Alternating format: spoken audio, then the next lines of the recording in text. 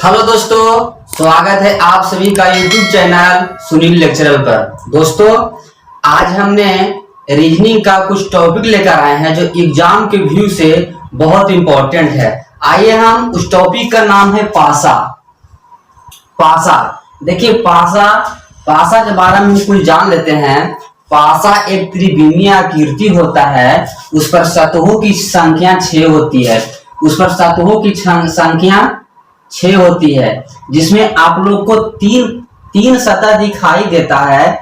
1, 2, 3 और 3 सतह छुपा हुआ होता है। देखिए, पासा त्रिविमीय थ्री डायमेंशनल होता है। पासा दो तरह का होता है, एक स्टैंडर्ड डाइस, एक जनरल डाइस। स्टैंडर्ड डाइस को मानक पासा कहते हैं और जनरल डाइस को सामान्य पासा कहते हैं। देखिए, स्टैंडर्ड डाइस का परिभाषा, स्टैंडर्ड डाइस में विपरीत सतहों का योग 7 और निकटवर्ती सतहों का योग 7 नहीं होता है। देखिए, हम बताते हैं, एक पासा बनाते हैं, इसमें विपरीत सतह का योग 7 और निकटवर्ती सतहों का योग 7 नहीं होता है। देखिए, 3, 2, 1। देखिए, निकटवर्ती सतह का योग 7 नहीं है, लेकिन इसके विपरीत जितना होगा, देखिए, जिसका विपरीत 4 हो जाएगा, इसका विपरीत 6 हो जाएगा, इसका विपरीत 5 हो जाएगा। देखिए, इसमें बोलता है विपरीत सतह का योग 7 और निकटवर्ती सतहों का योग 7 नहीं होता है। अब देखिए, बताते हैं जनरल डाइस में विपरीत सतहों का योग 7 नहीं होता है, लेकिन निकटवर्ती सतहों का योग 7 होता है। देखिए, जनरल डाइस एक डाइस बनाते हैं, उसमें निकटवर्ती सतहों का योग 7 होता है। देखिए, 3 और 4 और 2। देखिए, निकटवर्ती सतहों का योग 7 है, 4 और 3 7, लेकिन इसका विपरीत सतहों का योग 7 नहीं होता है। देखिए, डाइस का कुछ फैक्ट के बारे में जानते हैं। देखिए, डाइस के पासा के सतहों की संख्या 6 होती है। पासा के युग्म सतहों की संख्या 6 होती है। जोड़ा, युग्म का मतलब होता है जोड़ा सतहों की संख्या 3 होती है। पासा में कोना की संख्या 8 होता है। देखिए, पासा में कोना की संख्या जैसे 1, 2, 3, 4, 5, 6, 7 एक छुपा हुआ है तो 8। किनारा की संख्या 12 होता है। किनारों की संख्या 12 होता है। देखिए, घन पासा हो सकता है, लेकिन घनाभ नहीं हो सकता है। घन पासा हो सकता है, लेकिन घनाभ पासा नहीं हो सकता है। आइए हम क्वेश्चन की ओर बढ़ते हैं।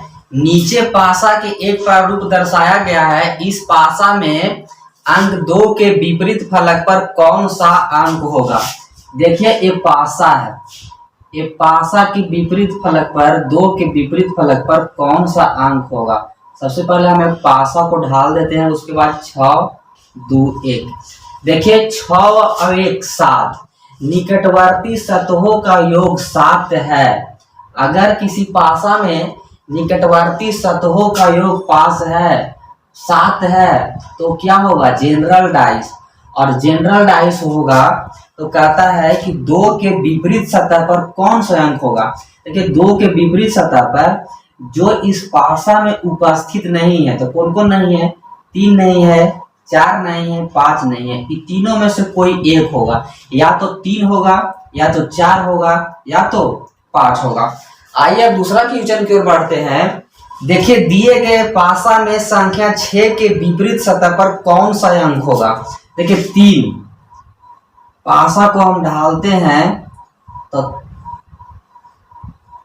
3, 4 और 6।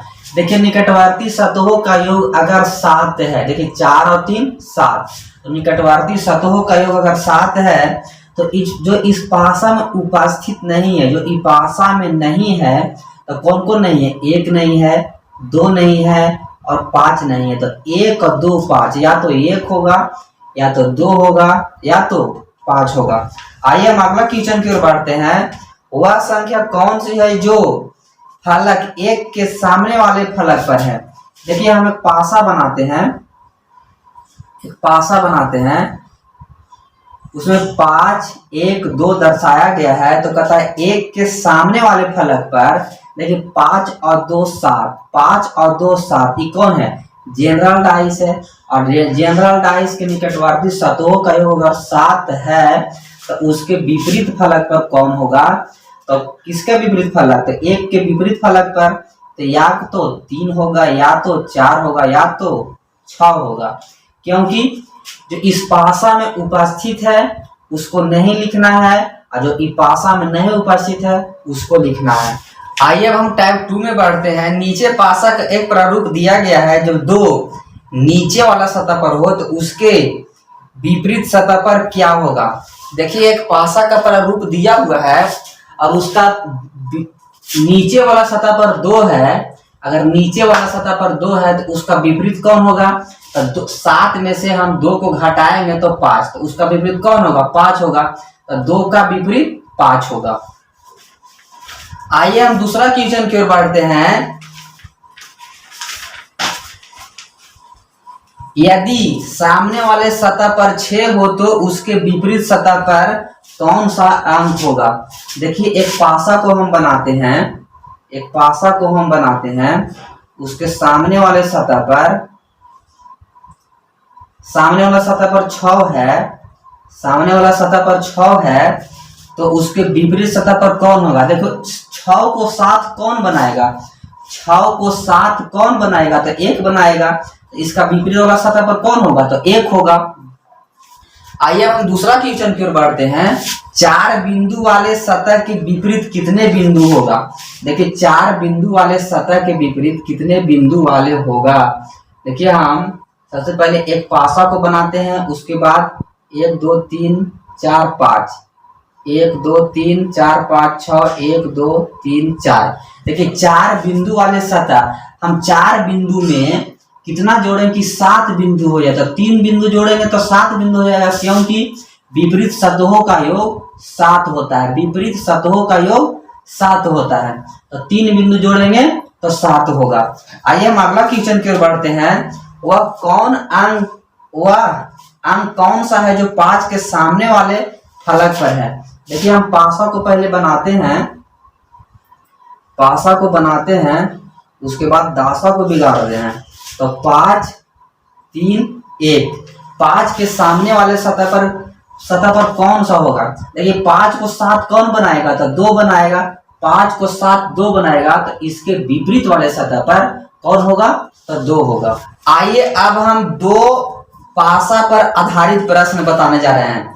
नीचे एक पासे की 2 पर स्थितियां दर्शाई गई है। यदि नीचे 3 हो तो ऊपर कौन सी संख्या होगी? देखिए अगर 2 पासा है और उसमें अगर एक कॉमन है, तो हम एक कॉमन को पकड़कर उसको क्लॉकवाइज में चलते हैं। जिस तरह घड़ी के दिशा में चलते हैं, जिस तरह घड़ी चलता है वही दिशा में हम लोग का चलना है। देखिए कहता है एक पासा ही बनाया हुआ है, एक पासा बनाया हुआ है, उसमें 4 1 2। दूसरा पासा है